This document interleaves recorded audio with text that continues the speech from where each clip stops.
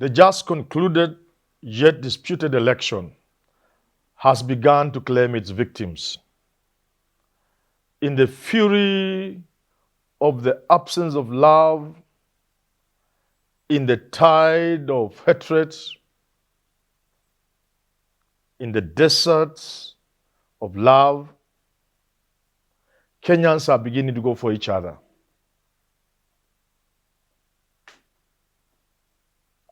A pastor is removed from his church, taken to another church abruptly. His place is taken by a new pastor. He goes to the new church. He is rejected. A district commissioner is vilified in Osingishu. In an ordinary transfer, is taken to Embu, and the governor tells the government, Matiang'i and Kibicho, we don't want him. That is what I'm talking about. Welcome to this first video, first edition of my new YouTube channel, Let's Talk Love Kenya. In the introduction, I did say that I've observed neighbor going for neighbor, husband going for wife, father going for son, in the kind of hatred you cannot understand, all because of politics.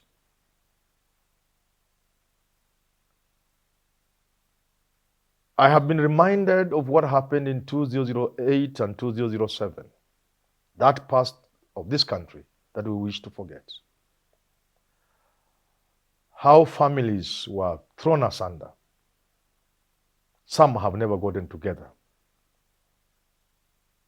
Some lost their lives.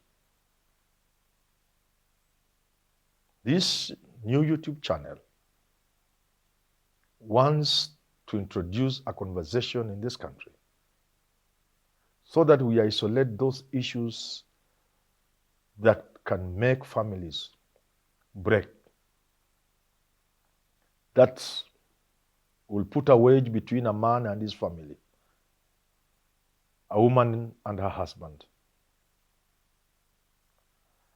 This video I'm producing the Supreme Court begins its proper hearing of the petition to challenge the election of President-elect William Samoei Ruto.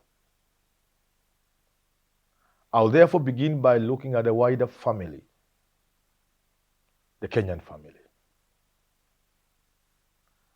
I know, like I've said, so much has happened, so much hatred. Lucky enough, we've not gone physical against each other. We thank God and celebrate ourselves for that.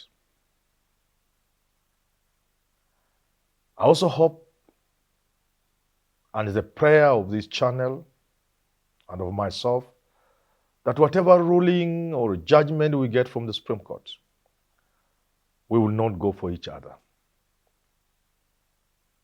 We will accept the verdict and move on. This channel will be addressing those matters that split families. But today, like I've said, because of this concluded election and the hatred I've seen, let's look at the Kenyan family. We need love in the country.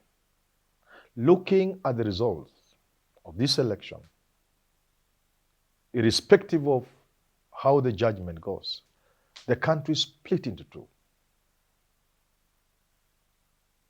with each of the main contender getting about 7 million votes. 7.1, 9 point something, around there.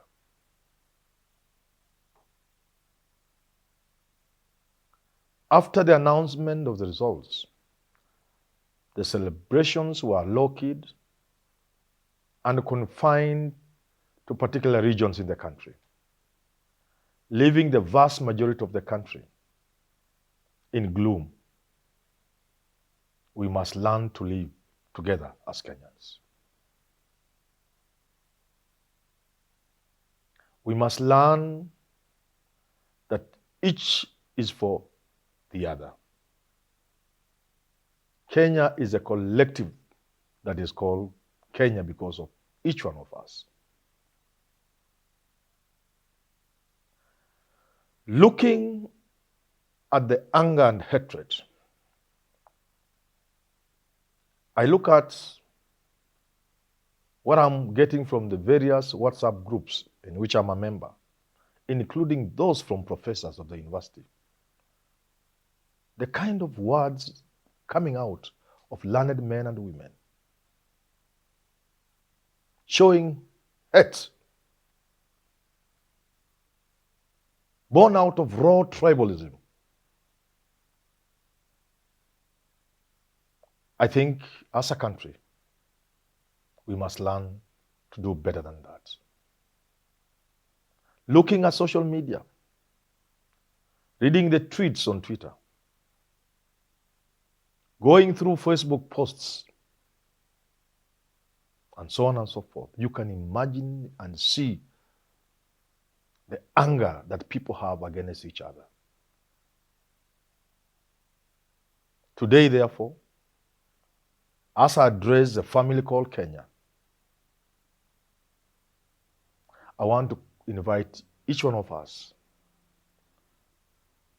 to know that they are brother's keeper. And your brother is not necessarily your blood brother, not even your step brother. Your brother is that Kenyan next to you. Without that brother of yours next to you, there's no country called Kenya. We are a country of diversity, and that's what makes this country a very interesting place to live in. You can imagine a situation where something happens and all other Kenyans leave you alone. What kind of Kenya are you going to be living in? Where that you alone may be you, a person, or just you and your family, nobody else in this country. Or even you and your tribe. How dull will Kenya be if it belongs only to the Kalenjin? So I'm inviting Kenyans. I began by giving an example of a young pastor related to me by blood. Went to church and he got a letter telling him, you've been transferred to another church, to another assembly as they call them. No sooner had he left his church, his assembly, then another pastor took over. When he reported to the news station, the rejection was stage managed. It did not require rocket science to understand why. The anger with which some people within that locality are operating, living under anger and hatred. Anger and hatred against those who are not for Kenya Kwanza. Because this is within Sabatia. They are angry because Vihiga County governor went to ODM, senator went to ODM, a majority of the MCAs went to ODM. Mudavadi's own Sabatia MP is not even ANC. They are now directing this anger. These are church officials, senior members of the clergy. Ask yourself, as an overseer, as a senior member of the church, visiting anger against a pastor just because he supported the other side. This is the Kenya I'm talking about. This is a reality in this country. I invite all of us to know an election is just an election. Not everybody will support your candidate. Not everybody will be on your side. Let's show empathy for those even who have lost. Let's show love to those who could have gone astray. Love will work better than hatred. Oscar Sudi stands in a public platform and says, you county commissioner, and names him by name. You try to do 1, 2, 3 now, Singishu. Now that Ruto is president, pack up and go. Kihara or Kahara, I can't remember the name. The fellow is posted to Embu, and the governor of Embu, Cecily Mbarire. Broad daylight tells you we will not accept such a person. No, Governor Mbarire. Show this man love. Invite him for dinner or for lunch in the governor's residence. Show him with love that he may even be ashamed of what he was doing in case he was doing something wrong. That is what this channel is about love. In the extremes of circumstances, show that county commissioner that there is love. That he may not just be ashamed, that he may change his ways, including assuming he had erred when he was in Ausningishu. My student David Osiani is receiving beatings left, right, center because his wife, who is a church person, congratulated William Samoei Ruto and said she had been praying for Ruto. Ladies and gentlemen, is it not possible that a wife can have a different opinion from yours in matters of politics? Even though you are a public figure, is it not possible? Why don't we show the Oceanis some love? And then a young man like Oceani will learn that if you are part of the establishment, the food you eat in your house is from the establishment. The car you drive and the suit you put on, it might not be in good taste. The public might not take it kindly if your family then is seen to be supporting another side. But if there was love, we could then ask ourselves, does it mean when you congratulate somebody, you actually voted for them or you supported them? Put it another way, is it also not possible that Siombua Osiani, who is the wife of David Osiani, is it not possible she could equally have prayed for Raila Odinga? This you will not see unless you partake of the love I'm talking about. In an atmosphere of love, we begin to see things you couldn't have seen without love. When you are blinded with the fury of anger and hatred, you do not see things from the many dimensions from which everything must be seen. You only see one side that allows you to pour your anger, direct your anger against somebody. But if you allowed love to enter your environment, it is possible you can see. As I conclude this general introductory video, I must tell Kenyans, do not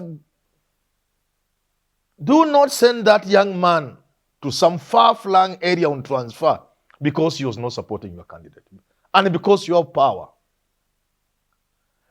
You are going to sit on a disciplinary.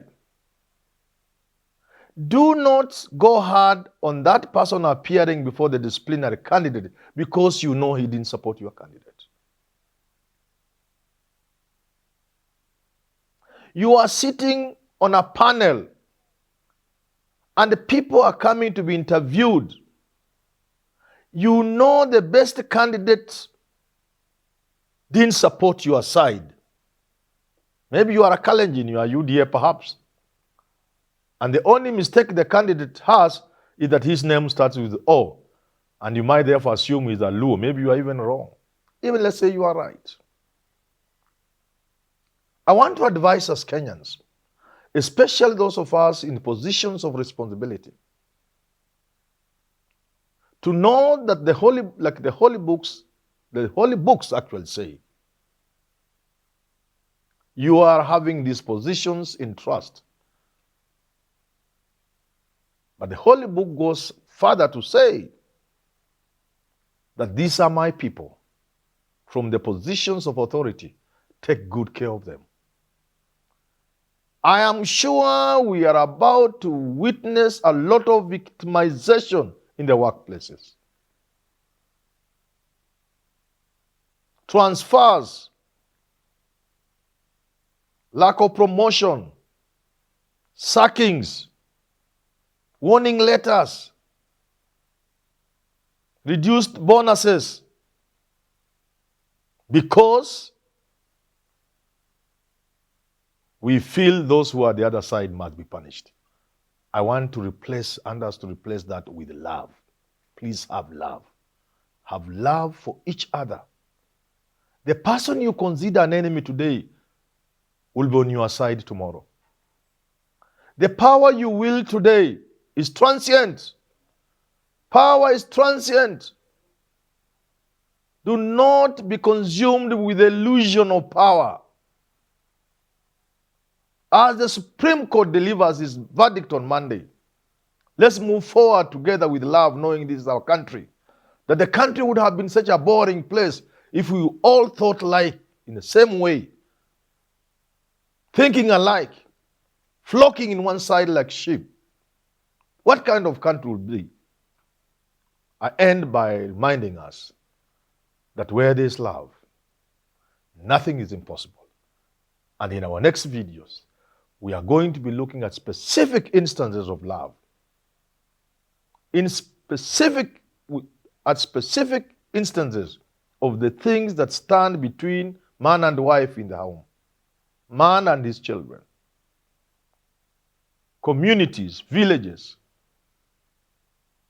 And in order to partake of this and share and help families save what could sometimes be imminent destruction and collapse, subscribe to this YouTube channel.